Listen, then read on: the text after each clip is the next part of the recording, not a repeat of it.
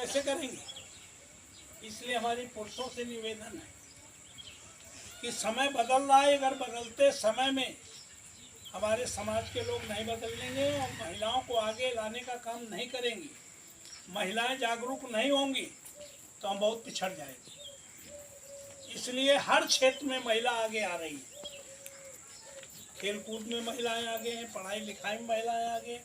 अब तो मिलिट्री में भी महिलाओं का प्रवेश हो गया है, वहाँ भी महिला नेतृत्व करने का काम कर रही हैं। इसलिए हमने जरूरी समझा कि महिलाएं भी आवें और वो समझें, अपने अधिकारों को समझें। खाली वोट डालने की मशीन ना बने। आने वाले समय में अब तो 33% की मांग उठी है, हो सकता है आने वाले समय में जैसे विदेशों में, दूसरे देशों में है कि 50% महिला आरक्षण मांगना शुरू करेगी। 33 से काम नहीं बनेगा, हमारी आधी से ज़्यादा आबादी है तो हमें 50% आरक्षण मिले। ये चुनाव जो है, पहले भी चुनाव में ऐसा नहीं कि गदाई खैला वालों ने हमें वोट नहीं दिया।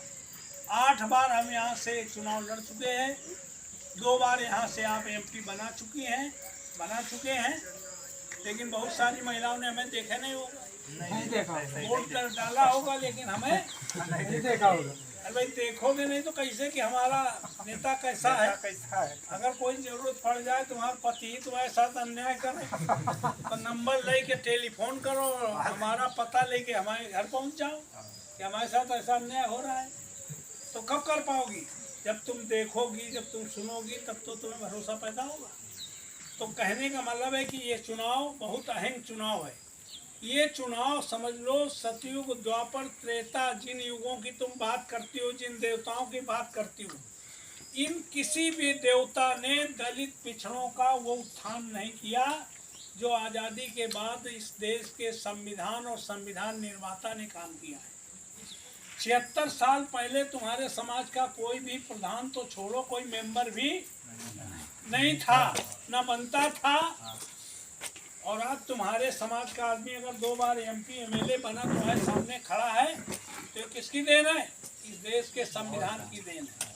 अगर बहन तुम्हारी मायावती 4 बार उत्तर प्रदेश की मुख्यमंत्री बनी है तो किसकी देन है?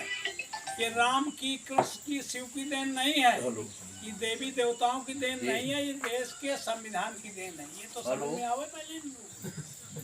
इस देश में अगर माननीय 3 बार माननीय मुलायम सिंह जी और 4थी बार माननीय अखिलेश जी मुख्यमंत्री बने हैं तो किस वजह से बन पाए? संविधान में वो व्यवस्था थी। बाबा साहब अम्बेडकर ने एक वोट का अधिकार देकर इस देश के समस्त लोगों को प्रधान से लेके प्रधानमंत्री बनाने का, और जिनमें हिम्मत हौसला होगा वो प्रधान से लेके प्रधानमंत्री तक पहुंचने के लिए अधिकार देने का काम किया है।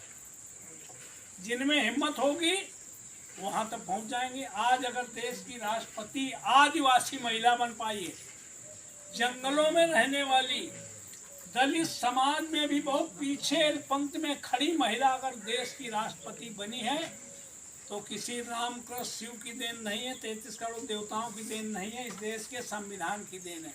वो संविधान को मोदी जी चाहते हैं कि भाई अभी जो बिहार में जनगणना कराई है नीतीश कुमार जी ने, और जो खुलासा किया है कि हम 100 में 85 हैं, 60% पिछड़े हैं, उसके बाद दलित हैं, मुसलमान हैं, ये 85% हैं। और बाबा साहब अम्बेडकर ने यही तो कहा था कि अब इस देश में प्रधान से लेके प्रधानमंत्री वो बनेंगे जिनके वोट ज़्यादा होंगे। लेकिन बने कौन? जिनके वोट बहुत कम थे वो प्रधानमंत्री क्यों बन पाए हैं?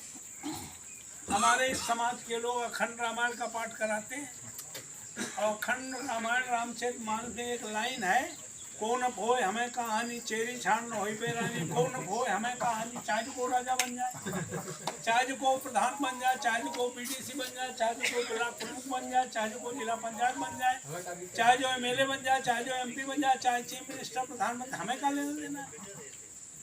ये लाइन हमारे लिए, हमें तो लगता है हमारा सब कुछ हमें घाटे हुआ, कोई फायदा नहीं हुआ। अगर हम 4 बार संगठन करते तो 4थी बार से हम बिहारी से चुनाव जीत पाते? क्यों भाई? गदाई खेड़ा वाले हमसे कहेंगे रहे कि एक बार हारे हो फिर लड़ो, कोई कहने गया है? वोट दिया है अलग बात है, अगर हम ना लड़े, हम ना खड़े हों, हम ना मजबूती से खड़े हों तो कोई हमें एमपी बना देता? क्यों भाई? तुम खाली वोटें तो दे रहे हो। तो इस बार जो हमारे अमर सिंह जी ने कहा, इन लोगों ने कहा कि वोट अकेले नहीं देना, इस बार का चुनाव वो संविधान जो तुम्हारे समाज का आदमी 2 बार एमपी बना खड़ा है, एमएलए बना खड़ा है, वो बनने का अधिकार देता है, जो चीफ मिनिस्टर और प्राइम मिनिस्टर बनाने का अधिकार देता है, उस अधिकार को मोदी जी बदलना चाहते हैं। कैसे? हिंदू मुस्लिम में फंसा के। तमाम लोग कहते हैं भाई मोदी जी ने कुछ किया हो न किया हो, लेकिन मुसलमानों को ठीक किया है। मुसलमान कौन तुम्हारे दुश्मन भाई? मुसलमान तुम्हारे भाई हैं।